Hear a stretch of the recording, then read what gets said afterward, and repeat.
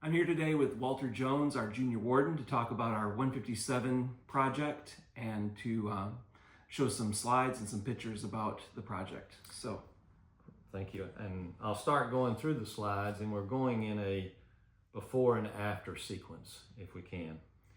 Talking about the foundation. On slide number 1, you'll notice that the erosion had started coming in full force.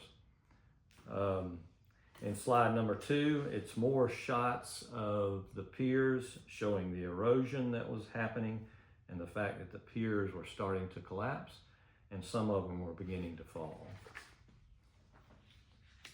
In slide 3 is just another shot of erosion, and you can see in this shot that the water was coming through this vent. Over on the right side of that page, you'll also see that some of the structural beams were held up with wooden shims. It's hard to see that, but you can see that in that slide. And slide number 4 is a famous slide we've all seen, and it's called the Jenga slide, and it's a stack of bricks that were stacked without mortar, which we had a few of those under there. Going on to slide number 6, it's actually a picture of a pier that had fallen. And someone over the years had actually put a wooden pier support in there, which was good. In slide number 7, it's a clear shot of a support pier that was leaning to the right. In slide number 9, it shows our HVAC guy, and it's the old gas-powered unit that he's standing next to. We removed all of that. And in slide number 10, if you'll look in the middle of the slide, you'll see a hole, and that's the hole in the old chimney. The church had a chimney back in the day, and we used that to vent the gas HVAC system that was there. In slide 11, you'll see the new floor we laid, and you'll also see the steel reinforced walls being built. And that was being built to help control the erosion, but it's also built around this area that was hand dug about 75 or 80 years ago, so it needed to be re-supported, and it was through all this concrete. Slide 13 shows you what we did with that wall, or one use of that wall was to help with the support piers that are holding up the longer beams that go over that HVAC expanse.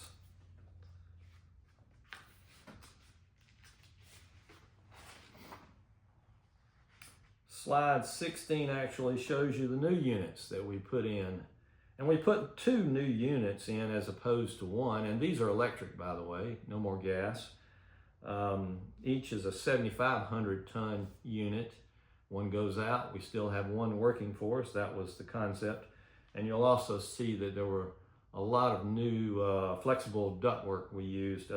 Probably got rid of about 70% of the old ductwork as we redid this job. that's just a stark difference from the before and all the dirt and all the bricks and the crumbling to the new and those clean beams and those concrete walls. Huge difference. So tell me more about the magnitude of the project and the support beams. How many supports and things like that? What kind of beams? Yeah, want to first note that this job had its price because of the labor. It wasn't about the concrete or the materials. It was just a lot of labor in this job. So for instance, when we put new beams in and we're putting new steel supports in there, we had to put those on concrete footings, and these are 30 by 30 by 12 concrete footings under each pier. And all of that in itself, even though it's 2025, had to be hand dug, and the dirt had to be carried back out of the basement by hand, and then the concrete was brought back in by hand. So it's a very labor-intensive job. Yeah.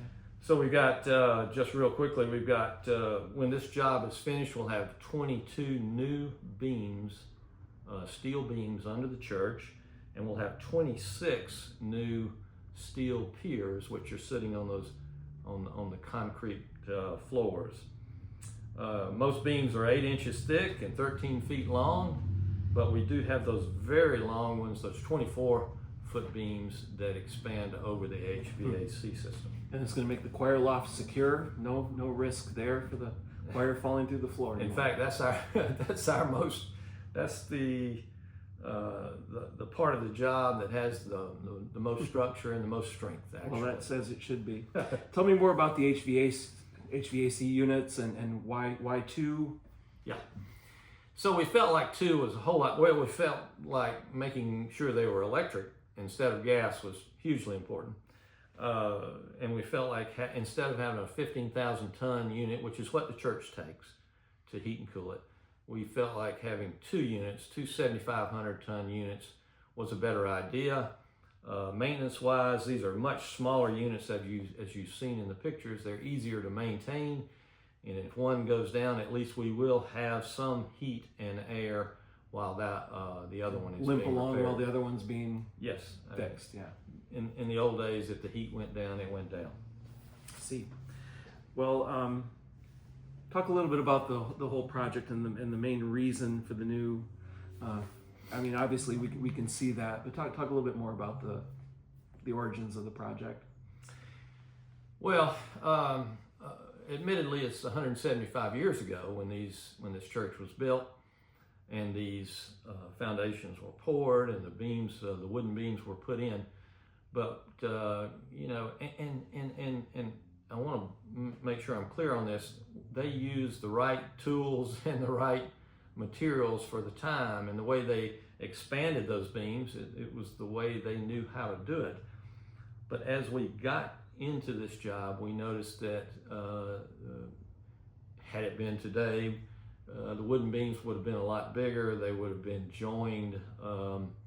As these beams were joined under the church to make the expanse under the church, we noticed that a lot of them didn't have that support structure under where they joined them, which was okay for the day, but today we wouldn't do it that way. Yeah. Well, this is all very interesting, and I think it's great to look at the before and afters and see all the great work that's being done. And I appreciate you coming in and talking to us today. And hopefully this will keep the congregation informed about what we're doing, and future videos can talk more about what we're doing next. Thank you. Thank you.